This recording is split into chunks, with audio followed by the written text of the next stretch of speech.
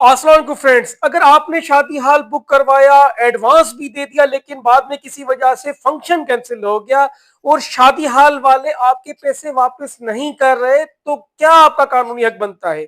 आइए जानते हैं इस वीडियो में। सबसे पहले देखें कि हाल के साथ जो आपका एग्रीमेंट हुआ था उसमें रिफंड की पॉलिसी लिखी हुई है या नहीं।